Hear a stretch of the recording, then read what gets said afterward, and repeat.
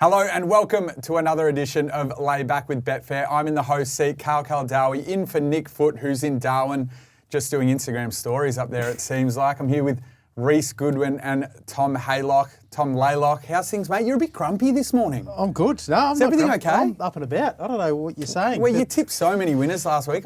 I did well. Thanks for bringing that up. Yeah.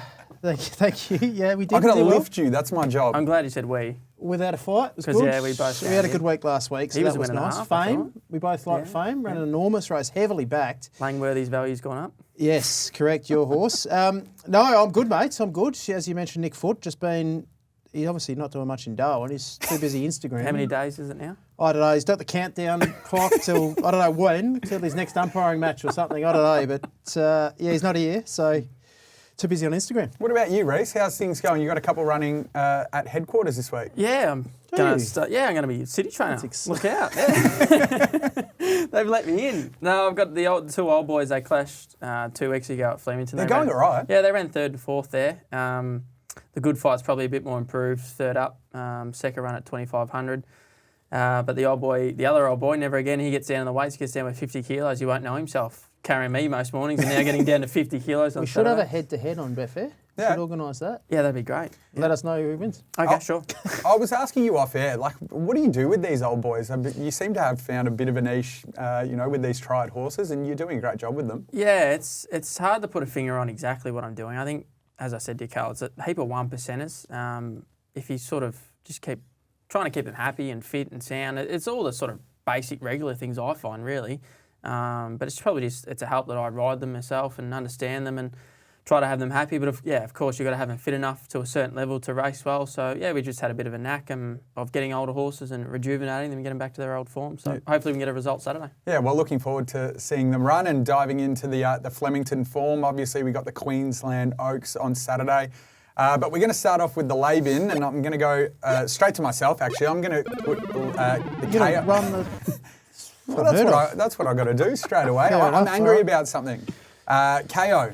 What do you think, guys? I think it's just not up to scratch. I reckon they've lifted their subscription per month, and it just doesn't work. I've been I'm frustrated enough watching Carlton games as it is, let alone seeing the spinning wheel and the lagging of KO. So I don't know whether you guys get those problems, but I'm seeing a fair bit on Twitter about KO. I use KO a little bit on my phone. I don't have too many issues, but then I've seen, must be people when they're streaming it off their TVs and that, and there's been a lot of videos put up with people struggling to watch. And it's pretty ordinary. Again, it's ordinary full stop, but then they put their subscription up just recently. It's like a big kick in the gut. So, yeah, they can get in the bin.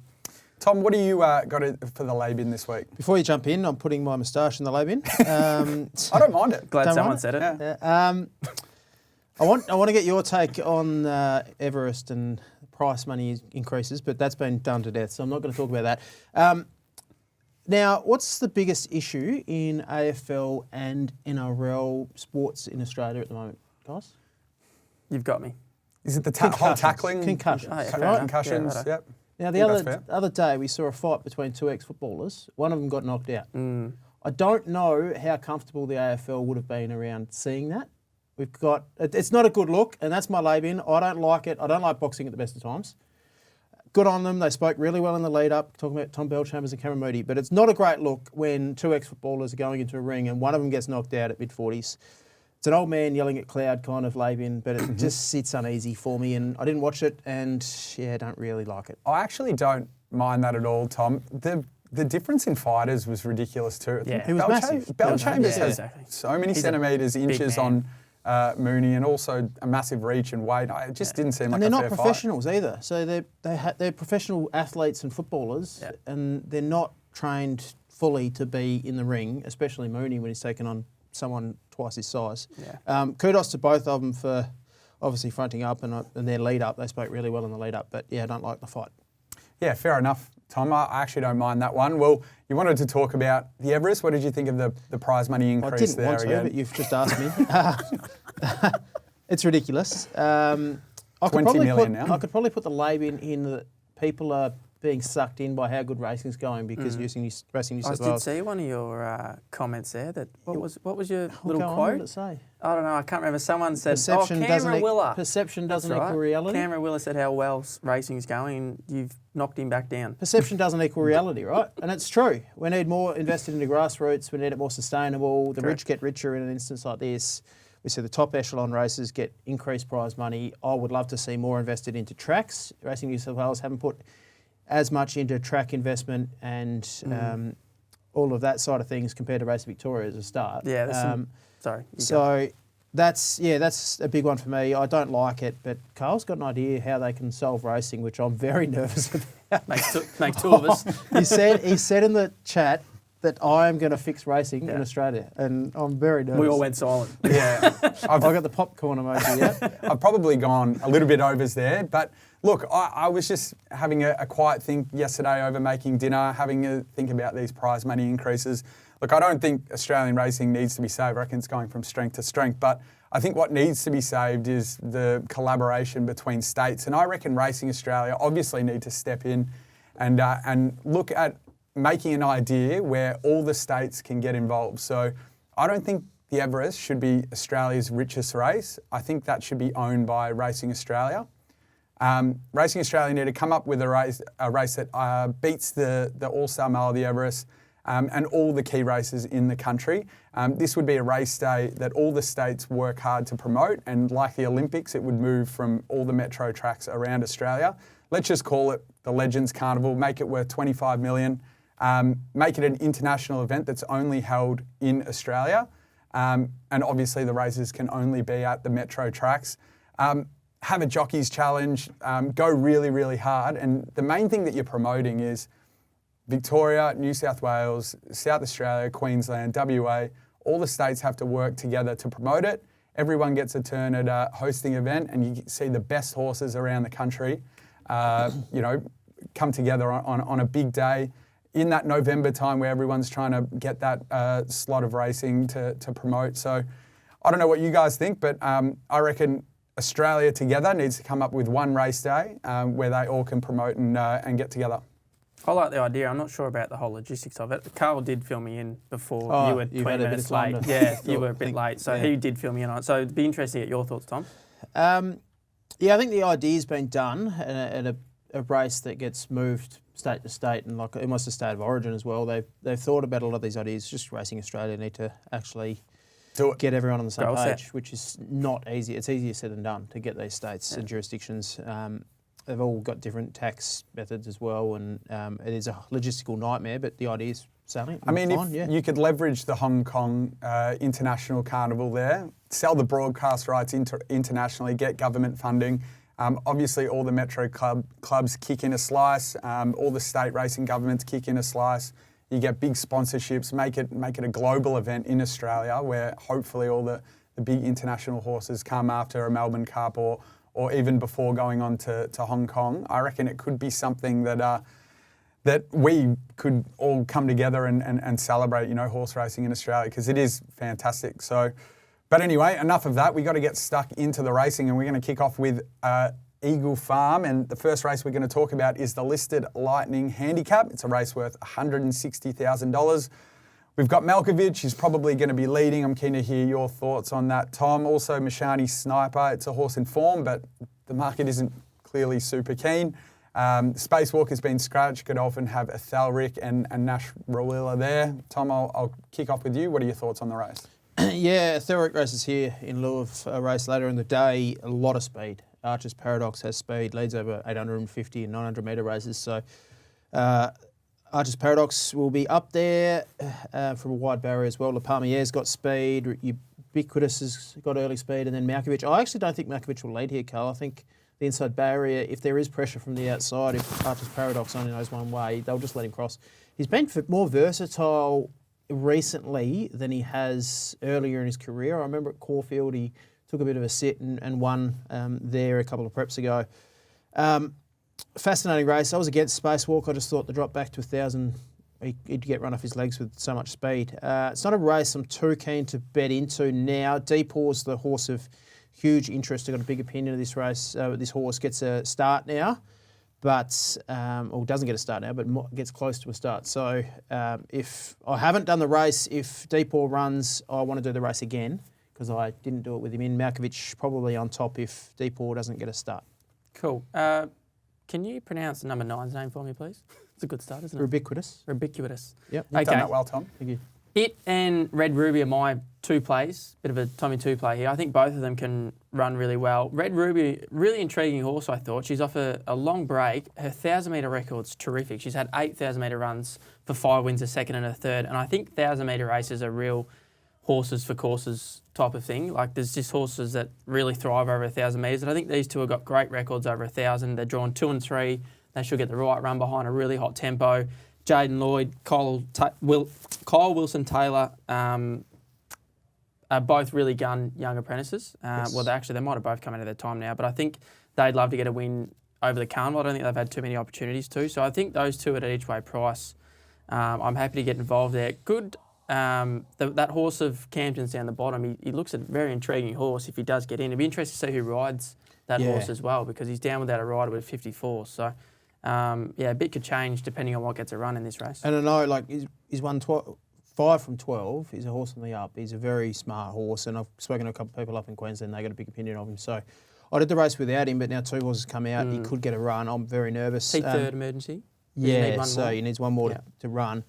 Etheric meets Malkovich 2 kilos worse of the weights from that defeat. I think back to 1,000 suits Malkovich more than Etheric. Yep. I do like the booking of Nash though. There has been a little bit of money that's come from Etheric, and like you say, Nash is in stellar form.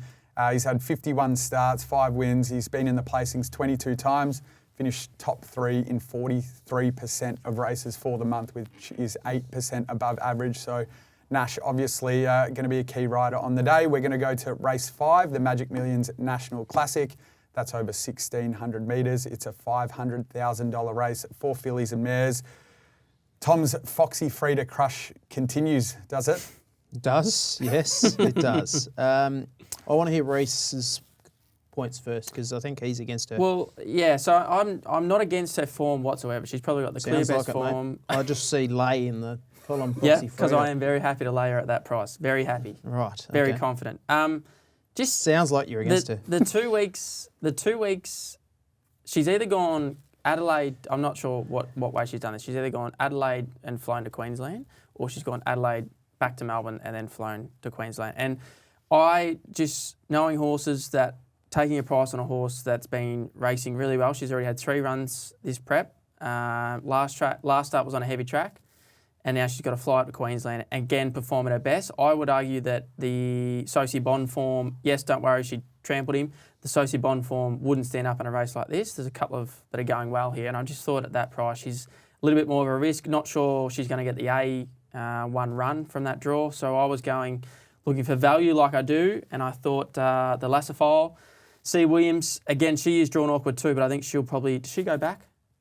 Yep, but at each way price, I thought her form when she's at her best, she's right into a race like this. So I thought, second to a Gin Martini in a Group 3, if she can get the right run, the right drag into the race, I'd rather be on her at that each way price than taking a short price about a mare that's gone 2 weeks between having a fly to Queensland. So you're laying Foxy Freda? I certainly am. Yep. At the price. Yep, at the price, yeah. If she starts getting it closer to $3, I'd let it go. But I just thought getting in closer to $2 mark, it's a late for me. Yep. So Waller has 5 in the race, which is never easy. Can we find out which one's going to win? Never much fun. The fascinating part of that is McDonald jumps or sticks with Frumos. Yep. Which is really interesting because we know what Waller does with wide barriers, usually goes back. There's no speed at all on paper here. I think the booking of McDonald on Frumos suggests that they're going to go forward. Right. Look for a tactical change there. I think they will. I think McDonald will set outside leader. I don't even know who the leader is. They'd be silly not to from out there, wouldn't they? I think they will. I just don't see there's any other options. I think that tells me that this horse is here to win with McDonald going on, and probably the pick of the 5. The weight for age scale just lends itself to Foxy Freda and Kiku here. They're clearly the best 2 rated horses. They're 103 and 106 handicap rated horses. Conceding weight to like Osmos, who's 80 handicap. Like, they got level weights, 23 handicap points higher at level weights. Have you got how many rating points Foxy Frida's gone up? Like she's won 2 of her last 3, so that would be the main reason she shot up so much in points. Is that correct? I can tell you what her ratings were, but she's so well off at the weights. So, yeah, she's gone 99, 101, 104 in the last 3 races. She's got the best turn of foot in the race, so if it's a slowly run race, I think she wins. Her 2 queries, rock hard, Eagle Farm track. It's racing better than ever. They've got the Kikuyu in. I heard that. Yes, so it's taken over as the predominant grass at Eagle Farm. It's raced a lot better. So that's less of a query now than it was 8 months ago. My biggest concern is this way of going for her. She's got to do it now, this way of going, but she's so well weighted, I can't go past her. She's clearly brings the best form. Yep. Has the best turn of foot. She's a mare in form. She'll be very, very hard to beat. I'm happy you're getting 250 at the moment. I think she'll get out to 280 and I'll be jumping on. Yeah. So you think what are the reasons you think she's going to be drifting? Because of what you've... The points you've raised. She's coming off and then she is coming off a heavy track run. She's coming off a heavy track run. She goes soft 7, heavy 8, good track, change of states, the travel. I just think that there'll be a few people taking her on. Yep. Betfair will take her on. The one reason she won't be drifting too much is the data teams. She's so well at the weights. Yep. They will focus on that. So.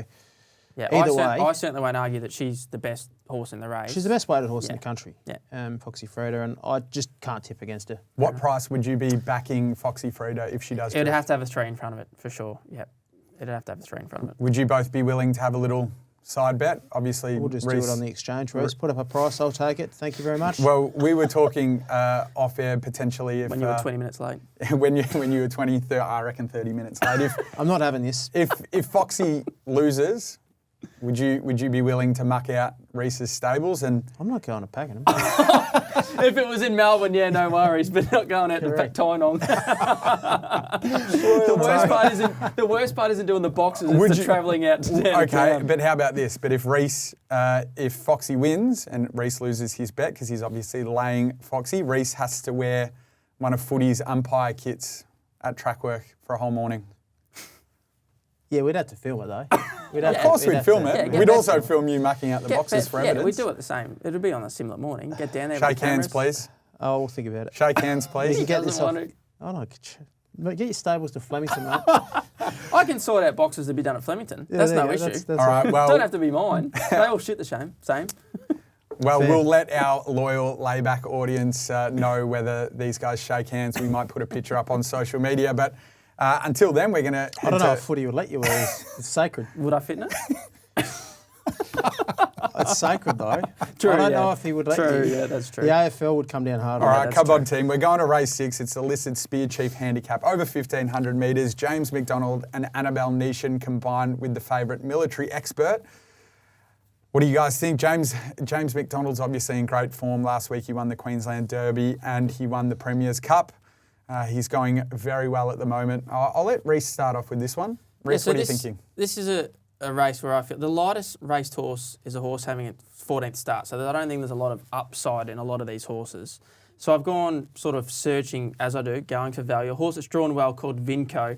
Tony Golan loves getting a winner over his carnival. Ben Thompson 6 with this horse. His 2 runs have been 1,200 and 1,350 where he's found the line well. Now his last run was in the BRC Sprint, where he had every chance, he was along the fence, but he was 61s, he actually ran quite well. Surf Dancer's gets a ticket to the Stradbroke, is that right?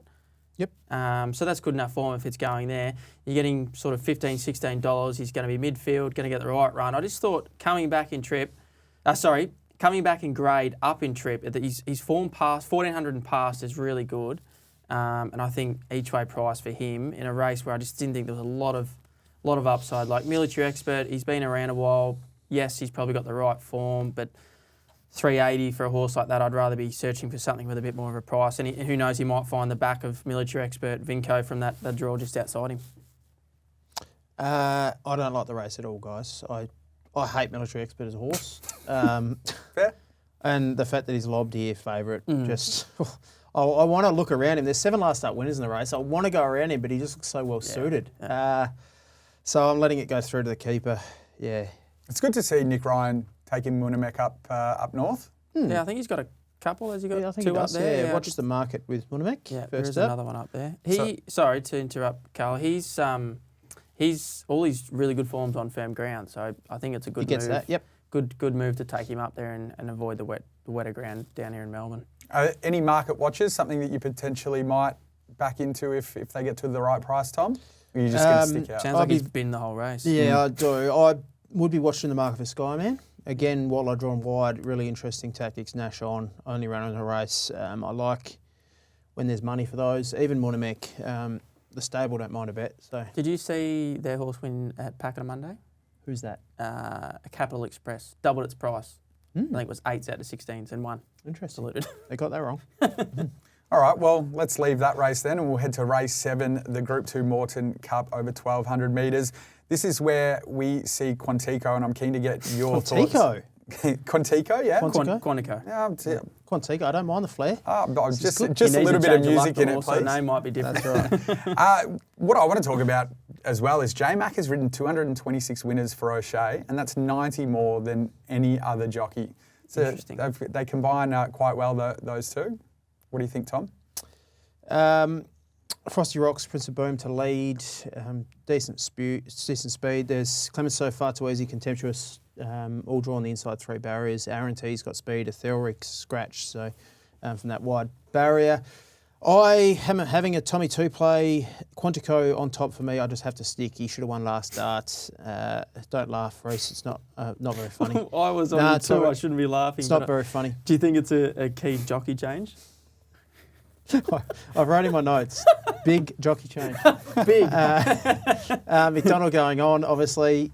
1 from 1 here at Eagle Farm, which I love. Yeah. Horses for courses at Eagle Farm. I'm with him. Prince of Boom, the clear danger for me, and I think they're the two hopes. I'm backing them both and hopefully get a result out of those two. I was nearly going to put in those two to Quinella because I think Prince of Boom's... I know Frosty Rocks is a go-forward horse, but they'd be mad to pressure Prince of Boom because I think he's a pretty fast horse. Yes, Tim Clark rates him beautifully. Correct. Yeah. Like, he's just going to get the right run on speed. It'll be interesting to see how the track's playing on the day. Obviously, this a little bit later in the day. But, yeah, I ended up leaving the race alone. But if I was going to have a play, it'd probably be those two to run top 2 because I think they're the clear standouts. It's just going to be if Quantico is going to get the right runs to get somewhere near Prince of Boom. If you had to lock me down to backing one, I think Prince of Boom, just because he's going to be up on speed with Tim Clark and probably going to be left alone. I don't think Frosty Rocks is going to put too much pressure on him. So it's a really interesting one for those in play backers as well. You could almost, if Prince of Boom lobs in front and not pressured, you could back him then. Even if it's you're taking 50 cents less, you could be comfortable taking that price with the risk that he'd get pressured in front. 100%, yep. All right, time for the feature, the Group 1 Queensland Oaks, and it was Winx's first ever Group 1 back in 2015, and it was the scene where she started her journey. She'd never lose again after that. 9 of the last 10 Oaks winners have either been favourite or second favourite. I'm going to start with the speed, Tom, asking you, where's the speed coming from in the race? There's not much. Sakura Girl, the leader, Divine Purpose, Original Gaze, Let Me Rain, possibly. You mentioned Winx. That was run at Doomben back then. I think they were in 3 Oakses at Doomben, so they're back at Eagle Farm. Eagle Farm had some track issues. Yeah. Won last year they did the refurb. What was the race you won at the Sunny Coast? Guineas. Guineas, sorry. Yeah, righto, yeah. Yeah. That was the call I love hearing. Yeah.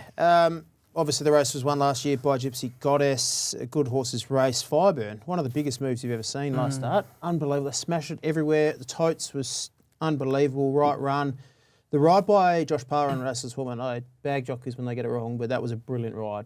One of the best losing rides you've ever seen. Yep, it was fantastic. Get off the fence at the right time was perfect ride, came down the right lanes. Interesting, Yankee Hustle ran the second fastest final 400 and 200 metres of that race, which is really interesting. Yep. I'm actually going away from that and with a Ferris Sieve. Ties in through Presenia March and does so very similar. They actually both beat Fireburn and Ferris Eve both beat Presenia March by 2.2 lengths exactly. So the form ties in perfectly. Mara and Eustace, I've got a stat for you guys. Last 4 years, Group 1s in the market, $20 or less, they're going at 26.8% profit on turnover. So you just back them. That's next level. That's next level. 27% profit on turnover in 4 years. Peaking in Group 1s. You're getting... Have you got my stats on that there? Negative 84% in Group 1s. You've got to have a run at actually have a stat. you're getting double the price. You're getting a better barrier, stable, unbelievable. There's no reason not to back. Barrier. Or 13 compared to 16, I think it is better. You're not wrong, but is that one of the positives? How does Colette find the fence from 16? Right hand down, sorry. Right hand down. Yeah, I'm just happy to be with a fair receive in the Group 1. There's a couple I know you're keen on one that I could make a case for as well. Yeah, so I'm going with Presidio March.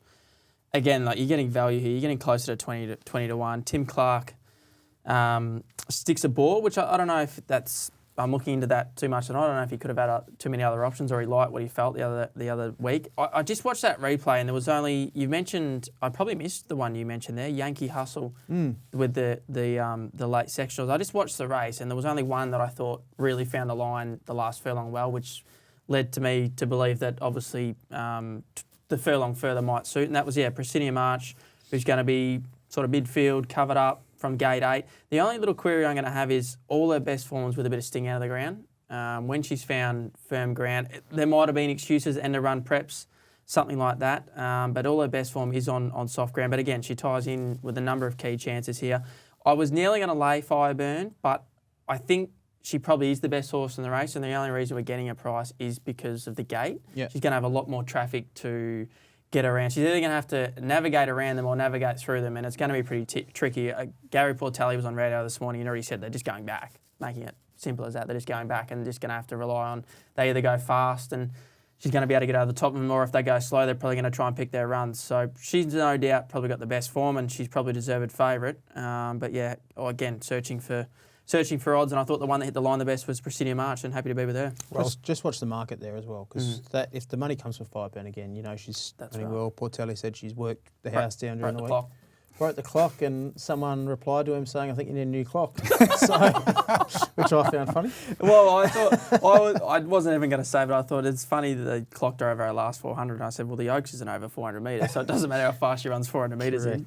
Well, since 2007, 9 of the last 16 winners of the Oaks have come via the Roses, which Fireburn won recently. So definitely going to watch the Betfair markets ahead of that race to see what the market does with Fireburn and whether she shortens further. But the last race we're going to have a look at Eagle Farm is the listed Queensland Day Stakes. Let's kick it off with Reece. What are you thinking in the race? Haven't had a good look at speed maps and whatnot. You'd have to speak to our great Hamburger Haylock about that. But Gennady, she was this filly was, or mare now, I think she is, mare. She was, filly, I was right, filly. She was very solidly back late in the stakes race a couple of weeks ago. It was Willow was on her, and she had absolutely no luck. She got dead set decked down the fence halfway up the straight, and she still wasn't beaten fast. So she ain't going to have any traffic issues from 19. It'd be interesting to see how the track's playing by then, if they can somehow, swoop, and if she just gets back and gets the right code tails into the race. I think she is terrific value at close to 20 to 1. If she runs anywhere near her best, she's right in this race, and you just have to put a pen completely through her first up run where there was good money for her. So I wouldn't be surprised if there's some type of money for her again, and she'll start shorter than what she is now. So happy to go with her each way. What price is she? About 20s. Yeah, so she's the perfect example for starting price profile. You wouldn't be surprised if she starts half that just because of her starting price profile. Yep. She was $4.20 on debut, $1.80 at her second start at Caulfield. She drifted there. She was $1.50 at $1.80. Then she went around at $4.80 in a listed race at Flemington, and obviously unlucky last start. So, I can definitely make a case for that. It's a race that I didn't like at all. It's a very hard race for me. I could easily... I know Gollan came out and probably worried me a little bit. He said Golden Boom's improved considerably from that last start win. Concerns me. I'm against red card. I'm laying red card third up. I know McDonald's on. I just think too short. It's a race that I could make a case for a lot of runners. I almost went into the race looking to lay the first 2 or 3 favourites and just get something out of the race. But I've ended up with Brereton on top. Interesting horse. He was good last start. He's gone around a big price. But you go 2 back, 3 back. He's got Buenos Noches form, Giga Kick form. It's actually pretty good form. Second up now, his splits last start were okay. Incredibly tough race, but I just think he's a bet at $25, $30. You'll get on Betfair. He's a good horse. Blinkers go back on. His best form's been on firm ground too. Yep. It was a soft track at Flemington first up, where he probably did enough there. So that Danehill run is good enough to win this. So. Correct. Yep. And what do you think? Where's he find himself from gate 1? That's a query. You probably be and then see three pairs well. back, three pairs back to the fence. So we all need a bit of luck, but that's why you're getting a price as well. Also, I just want to touch on. Also, just by race 9, they often can get away from the fence, and you can get that run. But it's actually okay. Still. Yeah, It's you not can still actually get that run bad. along the fence. The great goat, D. Oliver. I know it's a tough jockey ranked at the moment. He's going for 2 rides at Eagle Farm on Saturday. He rides Chris Lee's in the Oaks Amukura, is it? It goes around, and it goes around at 17s, and then he's got Gennady in the last. Surely he's not just going up there to punch a couple of long shotties around for a bit of fun. Like one of them, I don't know if he's going for Gennady, which I hope he is, or if he's obviously he'd love to win the Group 1, but whether he just picked the Oaks right up because he was going up for Gennady. So it's interesting that obviously he's a talented jockey. I don't think he'd waste his time just going for 2 at those prices without one of them running well. Interesting point. That's our analysis for Eagle Farm. All done. Looking forward to seeing how you fellas fare on the day. I'll be following your suggestions, but we're going to head back to school. And this is an interesting one because obviously the show's called Lay Back with Betfair, and we've told all our listeners about what lay betting is, but we don't really speak about why we lay bet or when we lay bet. So I thought we'd use this opportunity to talk a little bit more about the strategies of lay betting and lay traps. But I'll start with you, Tom. When do you lay bet, or why do you lay bet at all? A very complex question. I could talk about it for hours. Why do I lay bet? Obviously, in every race, there's generally a horse that is under the odds that I have it rated. So it's as simple as that. Red Card's one of those on Saturday. I think it's probably shorter than I have it marked. It's still a winning chance, but it's an impossible race, the last race at Eagle Farm. Why not get something out of the race by backing a horse not to win rather than trying to find the winner in a 20-horse field? So there's that. Often there might be 2 or 3 horses in a race that are under $5. I might really be keen on one and really against another. Back one, lay the other, and then if any other horse wins, you actually break even if it's the same stake. But in terms of why, I guess it's why do you not like horses? There's plenty of reasons. Your speed map, ratings, weights, tracks. So there's plenty of reasons to be against horses and why they can't win or why you think they're under the odds. It's just about finding the right ones. And the beauty of Betfair, Karl, is if you have an edge or an opinion or an idea on a race, you can actually facilitate that on the exchange. You can do whatever. You can trade, you can lay, you can be against horses, and it's the only place you can do it. So if anyone out there that has opinions, Betfair's the best way to apply your trade. What about yourself, Reece? When you have a look at laying horses, is there anything that specifically goes into it? I mean, I'm sure you do the form a fair bit and you see a favourite that you just don't think will win. What do you do there? Yeah, well, this isn't my area really, but like, for instance, last week I was against Katsu when not many were, but I just me putting my trainer's cap on, he just does too many things wrong still, I felt. He mapped awkwardly, wide barrier. Yeah. The end of I don't think there was a whole lot of excuses from just visually watching the race. Like, he actually found himself in a nice spot and he didn't do a whole lot wrong. They probably didn't go as quick as was to be expected, so some of the horses out the back had a good turn of foot, but I'm not sure if that's his excuse because I thought he had a good turn of foot too and whatnot. But more from my point of view is it's probably understanding the horse more than anything. There's a lot of horses that you can lay with confidence that do a lot wrong more than, there's probably some bomb-proof horses out there that you probably wouldn't bother with that could get you in trouble. So Katsu was a great horse for me last week to lay. I'm a fan of laying like real shorties that I just think are dangerous. I'll just wait until there's the right real shorty that's got a couple of crosses next to its name, and you can obviously have more on there to get more back. So rather than, Tom's obviously spoken about laying red card in a really open field, but from my point of view, I'd probably just watch it go around and just leave the race alone, or try and find something at just a nice price that might run a hole or something like that. So the one thing I wanted to ask Tom is, how do you do a lot of laying in play? Is that a tough? It's something I'd like to do more of. Yep. I'm not equipped at home at the moment to do that due to television delays. Yep. I'm on a Foxtel plan. Get the laptop down on course. Yeah, well, do that, or even Pakenham's too far, so most places will be. I do it more from a commercial feed at a pub. Yep. If I could do that, for sure, because there's we talked about it with map horses as well. Boom was one. Prince of Boom. If that finds the front, but if it doesn't find the front, if it's slow or away if for it's some reason, pressured up in front, you can easily click lay in play. There's so many instances. I think, Karl, it just comes down to price. We talked about it with Foxy Frida. If it gets to $3, it's probably a bet, but at $2.50, it might not be. So you lay it at $2.50, it might drift. And that's all opinions, isn't it? It's all opinions. You can trade. It's a great thing about it. You can trade as well. There's certain aspects of why horses firm, why horses drift. You can hedge. You can do it all.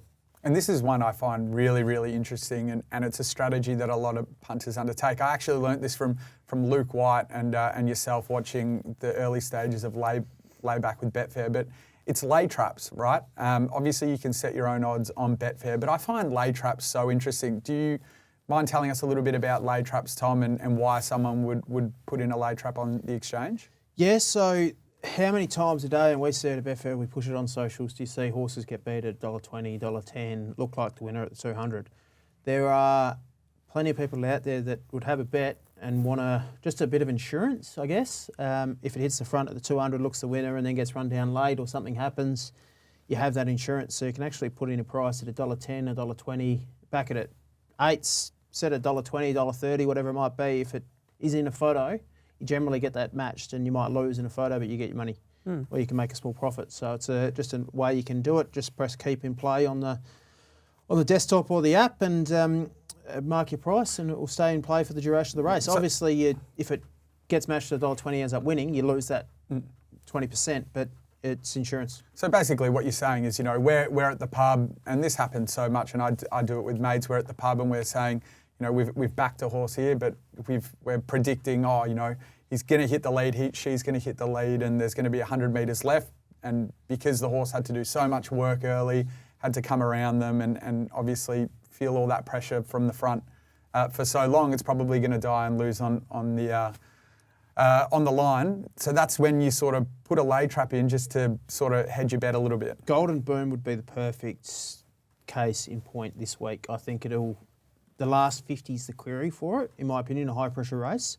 So it could look the winner with 50 metres to go and just get run down late. And it's probably going to get to $1.20 or something like that. So what you're saying is, if you set your odds on that horse, chuck in a lay at $1.20, make it a modest liability. It doesn't need to be massive, and just see what happens. I suppose when you're laying at $1.20, that's obviously a pretty good price to be laying. I had a horse Wednesday. I backed it $15 on Betfair. It led until about half a metre to go. Guess who hit me? Jason Collett, the great man. Came down the outside. Oh, interestingly enough. He's learned. He's heard you. And he picked me, but that would have traded at $1.10, if not shorter, and could have got more out of the race. But this was a great discussion, guys. I really appreciate it, because I obviously am someone that wants to continue to learn the Betfair Exchange, so I find these back-to-school segments really, really great.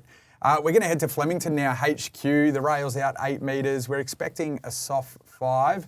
Obviously going to get showers on Saturday, so the weather's good today. It's going to be good tomorrow. Do you expect that the track's going to get downgraded, Tom? No, it drains pretty well. Obviously, winter months is a bit different to summer, but no, I'm expecting a pretty decent track. Well, the first race we're going to talk about is the race 7, Henley and Villawood GFA house plate.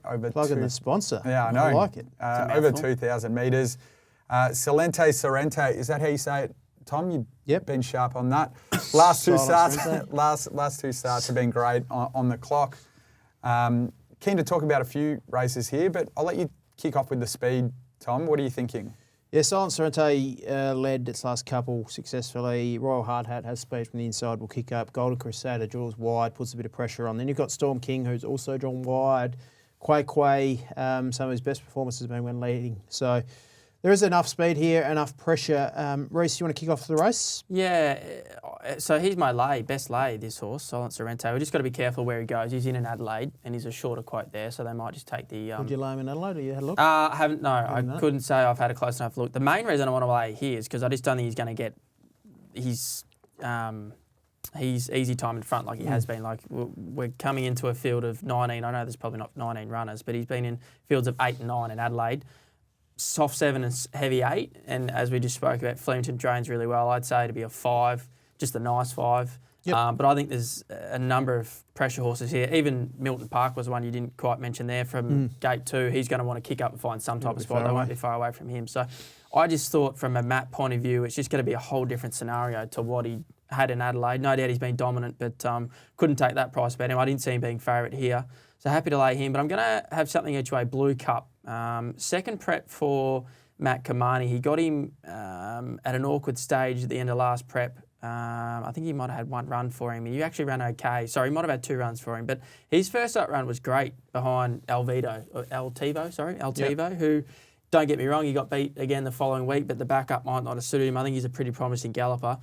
I just think second up he's going to improve. Up and trip, he's going to improve. Kamani's going to have a good handle on him now. He had that one run with him last prep. He's given him a break. He's clearly come back well. Jamie Mott on board, middle draw. I think he'll find his feet, and with the tempo up front, I would be surprised if he's not running on very strong. I'll probably even follow him. I think I want to follow him just because of the price he is. If he was half this price, I'd maybe just watch, but I think we can go 1 by 3 and then even follow him third up. I think he'll be even suited over further. What are you thinking, Tom? I'm with 2 horses here. I don't mind Reece's points around Blue Cup. I really like Claim the Crown at a huge price here as well. When looking for value, I like this horse. Now, I backed him in his local debut off some really pleasing trials, and I followed him since then. He did a bit wrong on debut in Australia. He followed up second start, again at a similar price at Randwick and won. Ran good time, put it all together there. It was super impressive win. The win rated really well. Since then, he's been playing at Randwick, but passed a vet's test at the barriers. So who knows if he was right if he had excuses there, but he was playing. He was too bad to be true. I got a big push for this horse from the yard last start, and he was held up along the inside. Did not get a crack at them. I'm with him here. I just happy to forgive the last 2. If you go off his Randwick, really strong, high rating win last time. Change of environment. Brought him down from Scone last start when he had no luck. Annabelle Neesham flies. She's a superb trainer. Has plenty of upside. I am with him in a big way. I think he's a great bet, 1 by 3. And the other one is, I don't even know how to pronounce it, Shayar. I've got a... Nice work, Tom. Was that good? Yeah. I won't argue with that. No. Neither will I. I like what he did first up. He was better at the barrier again. Got a long way out of his ground. Ended up last over the 1,600 metres. First start in Australia. He's an international. Ran the fastest split between the 800 and 600, and then again at the 400 and 200. So it's a big effort first up. It's a great effort over 1,600 metres. Gets up in trip now. Blake Shin stays with him. I don't want to lose if he wins the race. His final 200 metres was the 11th fastest of the day, which is impressive over a mile. Yeah. So he's got a bit of a turn of foot. He gets up to 2,000 now. I'm very bullish for this race. Tommy Two Play. Race 7, number 9, Claim the Crown, and number 14, Shayar.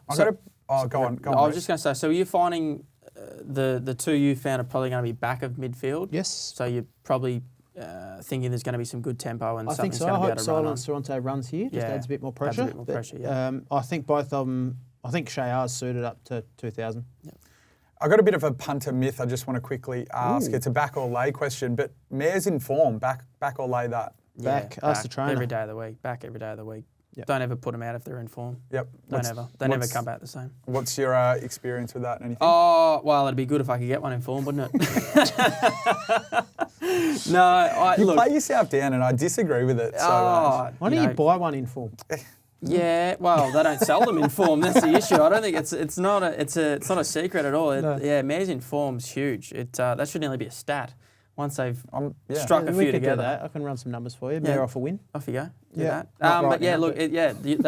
That's no theory, Carl. You're bolting there. If you find a mare in form, they can take a couple of jumps in grades and run a bottler for you. They might not win, but you might find a mare that's come up in grade, down in weight, and you're getting an each way price, and she'll run a belter. If you can. Yeah, they're very interesting mares. Once they go off the boil, they are very hard to get back. But once you get them flying, like a number of instances where a mare's been put in the paddock when she's airborne, she'll come back and she's not quite the same. It's even seasonal. You see some mares so much better in autumn than they are in spring and whatnot as well. Yep. Nice discussion, guys. Race 8, the last race we're going to talk about today, the VRC Community Plate. It's a 400-metre event. My question to Tom, I just want to ask is, it's our time a 1,400-metre horse?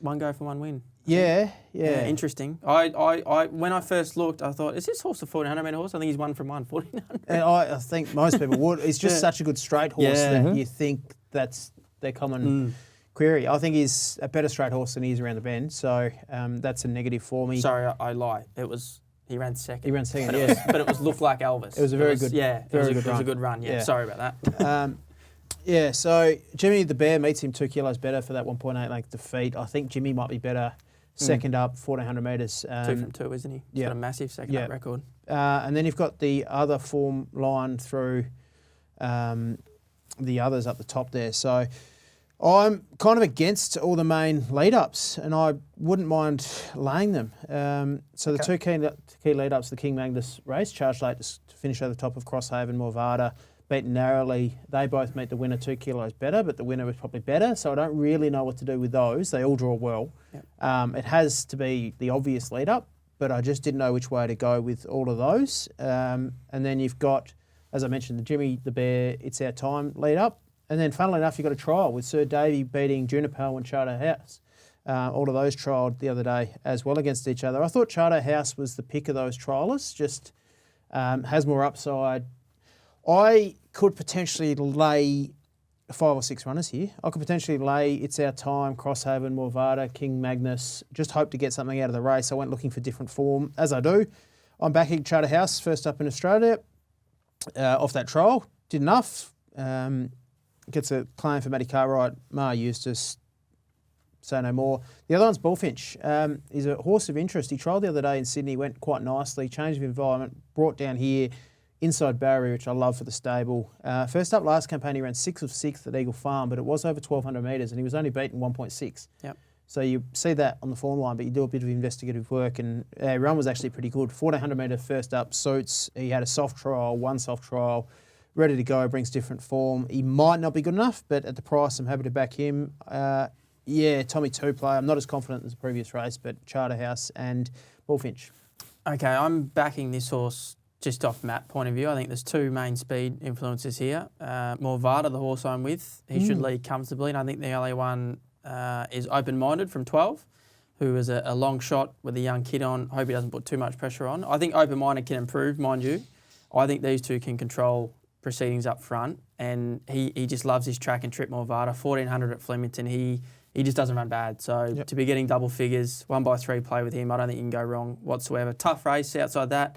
Jimmy the Bear, great second up record. You've made a case for Eustace's horse. Charterhouse, sorry. Interested to see where he gets to from the draw. You'd say they just ride him pretty quiet. That's what I was... That's the concern, because as those 2 get control up front, it's going to be hard for a lot of horses to make ground. You make a great point. Morvada's she's one of the top 5 front-running riders. Exactly. She rated this horse so well. And he just got run down last start. There isn't a lot of speed in, but you make a good point. Yeah. Harry Coffey's also in fine form at the moment. It's always a bit of a watch, Paddy Payne's horses when they back up as well. I think he's a trainer that likes to back them up, and I'm always certainly watching them when they do. Just one I want to touch on really quickly is Frankie Pino out of the Goodwood. What are you thinking there? If it was a heavy 10, yes. Doesn't necessarily but backmarker he's on a firm track, I just think they'll be too sharp. It's an interesting one because he's been labelled as a wet tracker, but if you look at his good track form, it is also very good. Like he won that Wongoom on a bottomless track, and everyone just thought he was a dead set mudlark. I tipped him first up. He was fantastic. Moonee Valley. He was ran a huge 5th run. at about, I think he might have been beat 41s at one stage. So I can see why you could make a small case for him, but from gate 4, he's going to be buried somewhere back in the field, and he's going to need a lot of things to go his way. But who knows, by that time of the day at Flemington, if it's in that 5 range, maybe if it's a bit worse, all the jockeys start thinking the inside's cutting out, he might just keep... I don't think Maddie's going to go searching out wide. I think she knows he's going to, just keep poking up the fence, and it wouldn't shock you, but yeah, you'd like to see some better conditions for him, I think. All right, great show, guys. We're going to get into our best back and lays for the weekend. I'm going to start with you, Reece. Who's your best back? So my best back is, let me get it up here. I'm always on the back foot. Midtown Blues, Flemington race 4. Midtown Boss? Midtown Boss. Flemington race 4, number 2. Second up, B Shin jumps aboard, up 1,200 up to 1,400. The 1,200 metre run down the straight was good. It looked like he let rip, and then he looked like he was going to really sort of not drop out, but he looked like he felt the pinch. But then he sort of kicked again on the line. I think that's good form. As I mentioned, good draw. Blake Shin on up to 1,400. I think he's a good bet. My best lay is Solent Sorrente, so we've got to watch where he goes. That's Flemington too. Sorry, no. Foxy Freda, you're Foxy Freda. Yeah.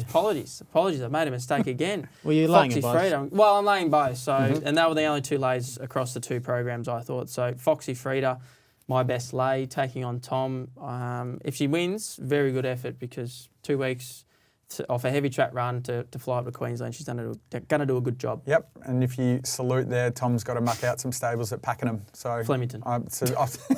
He's a city boy. He don't go far. All right, that's fine. Probably. Your best bets. There's no horses there, mate. So you won't be doing too many boxes there. That's why I said it. I found it an impossible day, to be honest. I'm not confident. I was more confident last week, but I think Claim the Crown's a great bet at the price. Flemington race 7, number 9, Claim the Crown, and Tommy 2 play with Shayar. I think one of those two, we can get a result out of those two. So that's mine. I don't mind your lay of Silent Sorrente as well. Red cards, unders for me as well. I'm not stamping a special with a lay, but yeah. Like it. I just want to let you guys know I'm 100% strike rate on layback with Betfair. One tip for one win. This has got a bit of Nick Foot about it. Giggy kick a couple of weeks ago. And the best horse in the country. Look, I haven't got a best back or lay for the horses, but I do have a play for AFL punters, and I reckon when Melbourne play Collingwood on King's birthday weekend, just before that game, back Clayton Oliver to win the Brownlow. I predict he's going to get out to $15, $20. And then I think he's going to get into $6 at some stage for the rest of the season. Trade out and profit. That's the beauty of the Betfair exchange. What do you think about that one, guys? Backing someone in the Brownlow weeks out before a game. Trader. Trada. We're going to Queen's birthday just before the game. Back Clayton Oliver. Melbourne were really cheeky. They didn't give long-term strategic play. Yeah. Melbourne were very cheeky there. They didn't give his injury update or status. There's been a bit of that going on, isn't there? Yeah, a lot of that. You Test. Been using the Greyhounds ratings model? Yep, it did me no good after you told me that. Really? The other day. I had a shocking run. I've also had a I think it's fantastic. Yeah, Validates what it right. I backed a dog that was rated $1.90 that paid 50s on Friday night. Oh, that's Not the even one. That's the here we one go. you sent through, wasn't it? Yeah. And then it went real cold after that. I stopped punting. I took my money and You had that much money in there. went to a nice seafood dinner, man. After that. All right, well, thanks so much for having me, guys. It was a fantastic show, if I do say so myself. Make sure you head to the Betfair Hub for more, and we'll see you next time on Layback with Betfair.